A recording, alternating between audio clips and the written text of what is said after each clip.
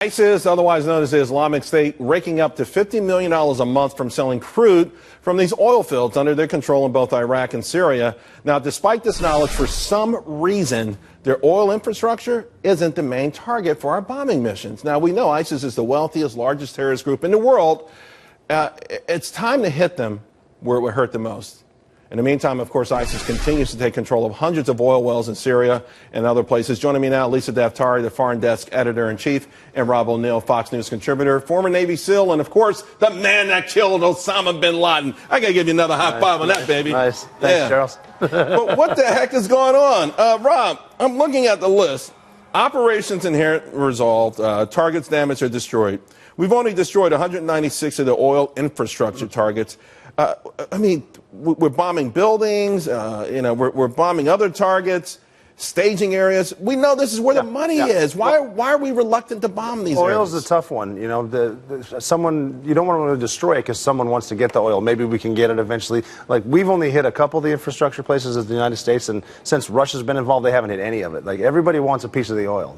So then does that get back to the notion that this war is all about oil anyway then? I mean, a cynic will say, hey, I told you, they don't care about the people, the terrorism, they don't care about anything. It's just about what's on the oil's ground. a big part, I would say. Just it's so important everywhere. Everyone needs it, and it runs the show. I mean, look at, you got ISIS, for crying out loud, a terrorist organization. They're selling oil to people, just get taken out of Mosul, Iraq, Syria, up into Turkey. They're making money off it. Everyone's making money, and no one really wants to destroy it. They just want to own it.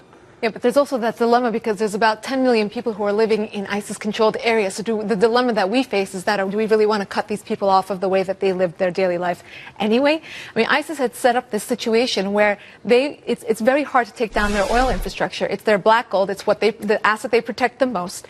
So they're going to sell it cheap in order to keep that revenue coming. Right. But you just said it's the asset they protect the most, right? It's their core. I mean, in any other war, we would try to figure out how to cut off sources of funding. We would try to cut off food supplies, you cut off money. I mean, these are things you cut off, and it's like cutting off the head. It feels like the rest of the body will fall. I understand the collateral damage and maybe the imagery of it all. You break it, you own it, kind of Colin Powell theory.